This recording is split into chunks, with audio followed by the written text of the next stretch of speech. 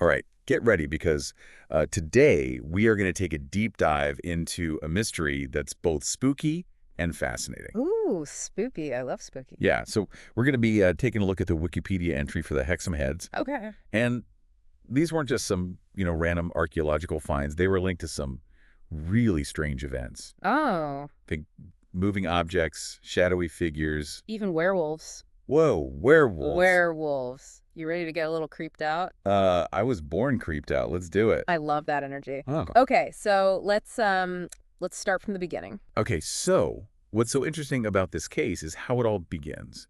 Just picture this. Two young boys, Colin and Leslie Robson, are digging around in their garden in Hexham, England back in 1971. Just a normal day, right? Just a normal day playing in the garden.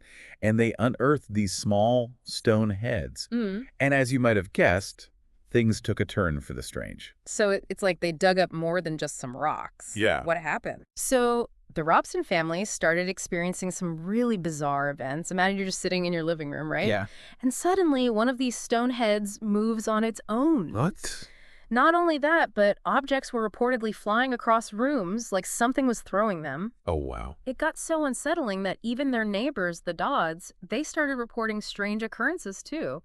Things like their hair being pulled at night and shadowy figures just lurking around. Okay, mysterious stone heads, moving objects, shadowy figures.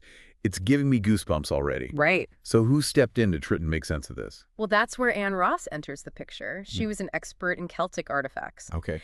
and she took possession of the heads. Ross believed the human head held deep spiritual significance in ancient Celtic beliefs. I see. And this wasn't just speculation. She drew parallels to other discoveries of Celtic head figurines, often found near water, which also held spiritual meaning in Celtic culture. Hmm. It's like these objects were imbued with a power or symbolism that resonated across time. It does make you think about how objects gain meaning in different cultures. Like you have your lucky charm or a family heirloom passed down through generations.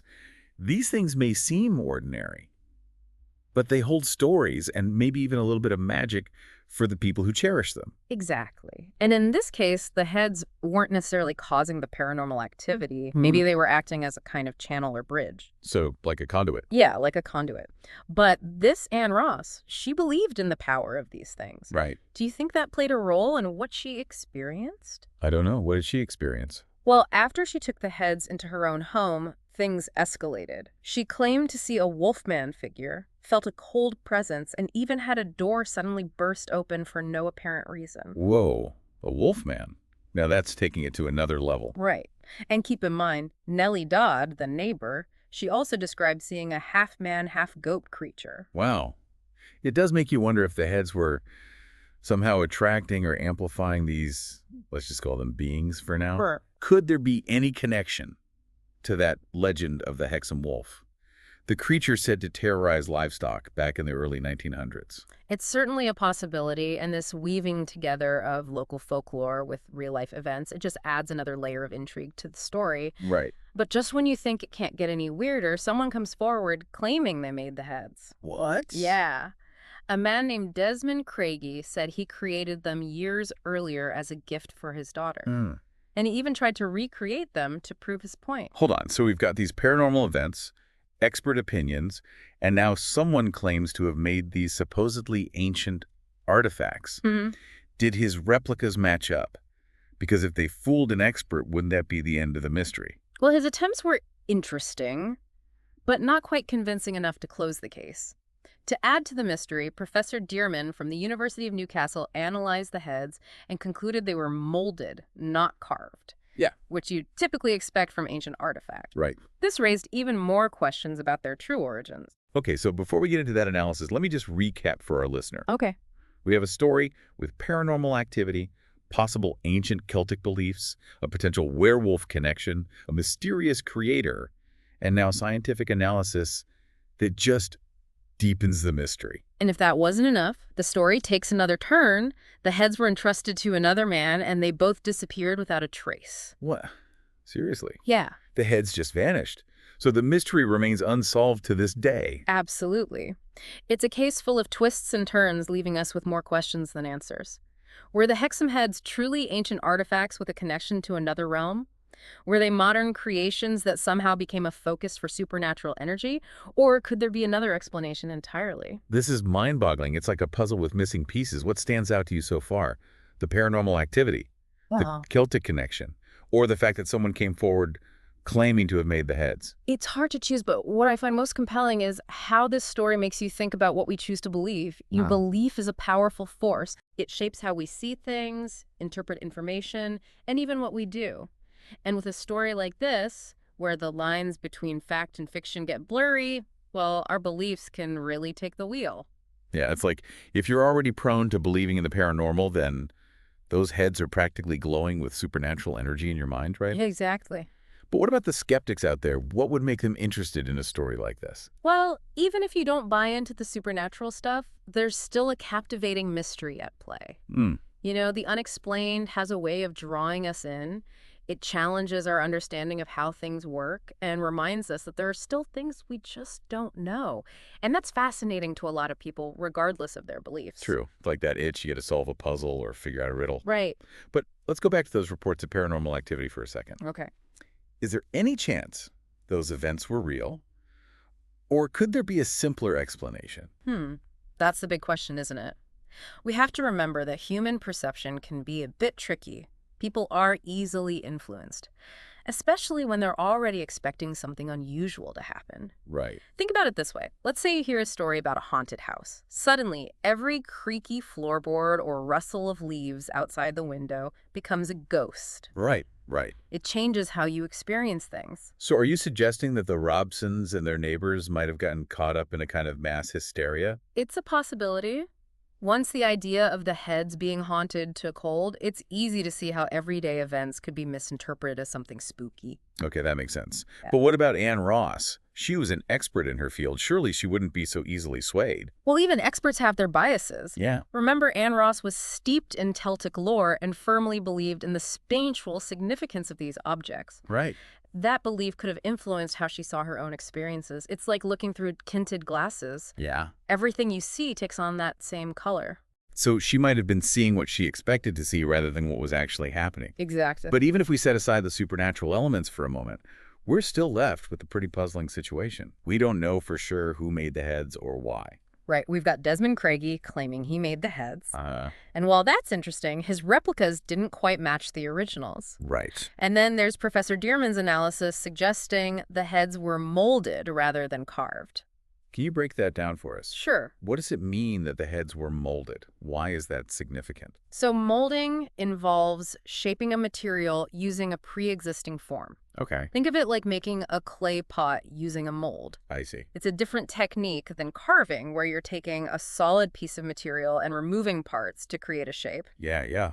The fact that the Hexham Heads were molded suggests they might be more recent than initially thought, possibly lending some credence to Craigie's story. So if he really did make them, why weren't his replicas more convincing? Was he just trying to make the heads seem more mysterious than they were? That's a good question. We're really in the realm of speculation here. It could be that he wanted to add to the mystery, or perhaps his skills had diminished over time, but the fact that he tried to replicate them at all shows he was invested in the story in some way. Then, of course, we have the ultimate head-scratcher. Yeah. The disappearance of the heads themselves and the man they were entrusted to. Right. Where could they have gone? Do you think they were stolen? It's certainly possible. Some people believe they were stolen, perhaps for their perceived occult value. Others think they were deliberately hidden, maybe by someone who wanted to protect their secrets. Or maybe the man simply decided to disappear, taking the heads with him. Like he decided to go off the grid and start a new life, heads in tow? Maybe. It's incredible. It's like the heads themselves wanted to fade back into obscurity, leaving us to wrestle with this enigma. And maybe that's part of what makes them so alluring. Yeah. We humans are drawn to the unknown. It invites us to fill in the gaps with our own theories and interpretations. We love a good mystery, that's for sure. Yeah. And in this case, with so many missing pieces, our imaginations run wild. But even if we never definitively solve the puzzle of the Hexham Heads, wouldn't you say the process of exploring the possibilities is valuable in itself? Absolutely. The journey is just as important as the destination.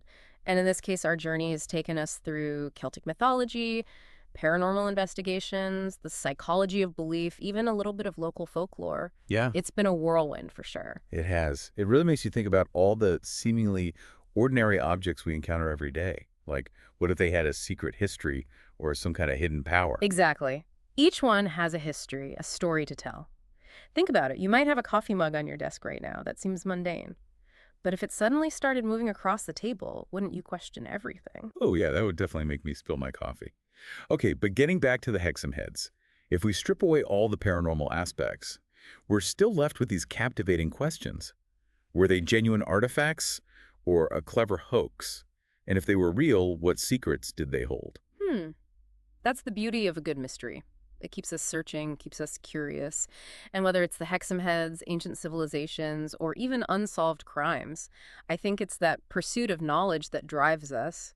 It's a very human thing to want to understand the world around us. Oh, for sure. We talked earlier about how beliefs shape our perceptions, and I think that plays a huge role here. If you're inclined to believe in the supernatural, you might interpret the evidence one way. But if you're more skeptical, you might see things completely differently. It's true. We all have our own unique lens through which we view the world. And when it comes to something as enigmatic as the Hexham Heads, there's a lot of room for interpretation. Maybe those heads were just rocks imbued with meaning by the people who found them, or maybe they were something more, a tangible link to a world beyond our understanding. Yeah, it's like that saying, we see what we want to see. But even if we never uncover any definitive answers about the Hexham Heads, the act of exploring the possibilities, of weighing the evidence, and considering different viewpoints is what makes this so fascinating, wouldn't you say? Absolutely. The journey itself is where the real value lies. In this case, we've delved into ancient Celtic beliefs, grappled with the nature of paranormal phenomena, and even explored the psychology of perception. It's been quite a journey. And who knows what other mysteries might be lurking out there just waiting to be discovered. It makes you wonder what seemingly mundane objects in our own lives might hold hidden stories or secrets. Maybe there's an old book on your shelf or a family heirloom with a tale to tell. This whole deep dive has been a reminder that even the most ordinary things can hold extraordinary meaning if we take the time to look closely enough. I think that's a great takeaway for our listeners. Don't be afraid to embrace curiosity, ask questions, challenge assumptions, and explore the unknown. You never know what fascinating insights you might uncover. And that's what the deep dive is all about. Thanks for joining us on this exploration into the mysteries of the Hexham Heads. Until next time, keep those minds curious and keep diving deep.